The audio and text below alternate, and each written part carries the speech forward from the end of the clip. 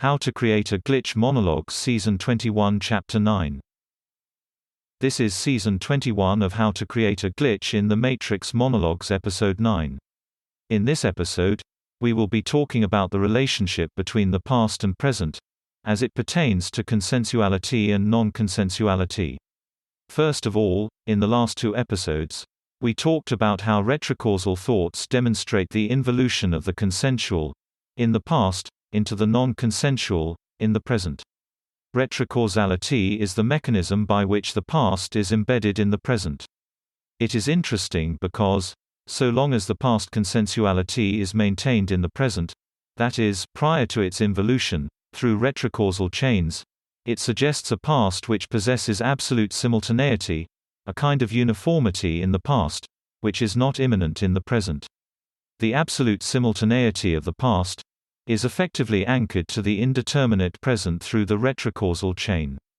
The present is local and relativistic, which is revealed by the involution of consensuality once the retrocausal chain reaches the cause in fact. Now, in a past episode, we discussed how the moment that anything is spoken, or written, it immediately becomes embroiled in the non-consensual narratives of its listeners or readers. Such was used to explain how the true intention of any text is obscured by the attention of its consumers. This idea, essentially means, that once media is consumed, it is entangled, as different narratives of non-consensuality alter the cadence, tone, emotional emphasis of the language, irrevocably altering its meaning. This consumption of consensuality in the past by non-consensuality is the involution of its consensuality in the past.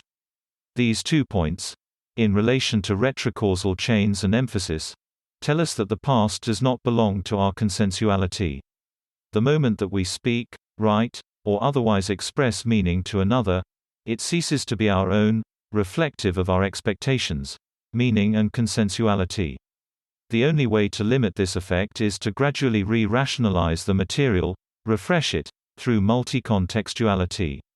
This means by finding multiple meanings in the substrate after the fact, it is possible to resurrect one's consensuality after its extinguishment. In How to Create a Glitch, The Tree of Life, I talk about how there is an erosion to history. How certain ideas are buried in the dustbin of history. How this erosion pairs our thoughts and ideas into classes of dispensable content. I would hasten to add that this is a passive process, the result of the entangling of our subjectivity in the subjectivity of others.